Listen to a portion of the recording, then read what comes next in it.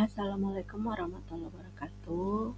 Baik, hari ini pertemuan terakhir kita dalam mata kuliah 1000 HPK atau 1000 hari pertama kehidupan. Untuk materi terakhir kita yaitu asesmen dan evaluasi gizi remaja, ibu hamil dan balita. Dalam hal ini pendekatan secara komprehensif.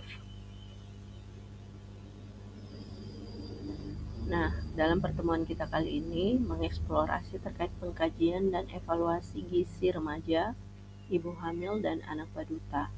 Pendekatan komprehensif untuk memastikan nutrisi yang tepat dan menghindari adanya malnutrisi. Kemudian informasi yang disajikan sangat penting bagi profesional kesehatan, baik itu perawat maupun tenaga kesehatan lainnya, serta pengasuh dan juga orang tua maupun orang terdekat dari anak tersebut.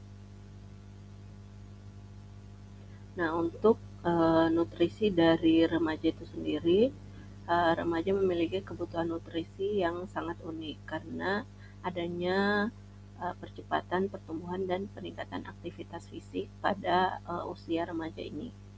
Kemudian evaluasi diet yang tepat sangat penting untuk memastikan remaja tersebut mengkonsumsi cukup kalori, protein, dan zat gizi mikro lainnya.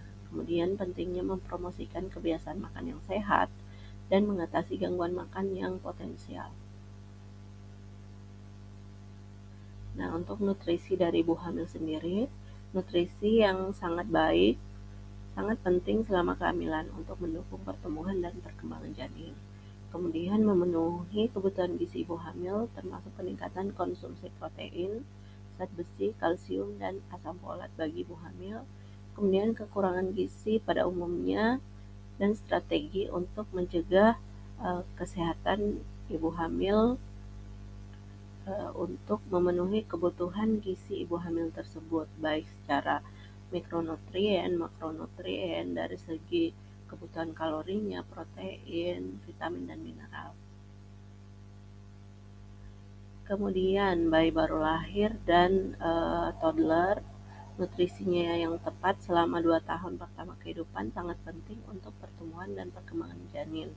Seperti yang saya jelaskan pada materi sebelumnya, pertumbuhan janin meliputi berat badan bayi, kemudian tinggi badan sesuai umur, kemudian perkembangan ada 4 ya, perkembangan motorik kasar, perkembangan motorik halus, kognitif, dan sosialnya itu harus sesuai dengan usia dari bayi maupun anak balita.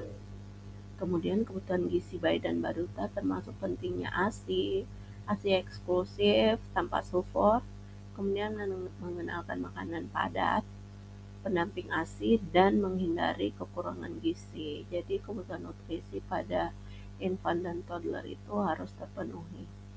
Kemudian tantangan pemberian makan yang umum dan strategi untuk mengatasinya itu sangat penting juga pada usia bayi dan toddler ini.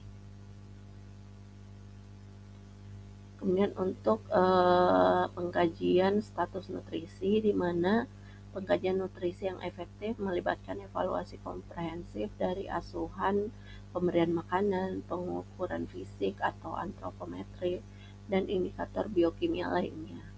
Kemudian berbagai metode penilaian gizi dan bagaimana menginterpretasikan hasilnya bisa dilihat dari contohnya berat badan per umur, berat badan per tinggi badan, maupun tinggi badan per berat badan sesuai usia. Kemudian kekurangan gizi yang umum dan strategi untuk mengatasinya, misalnya malnutrisi, kemudian kwashiorkor, marasmus, kemudian gangguan nutrisi lainnya seperti stunting, wasting, itu harus dilihat lagi.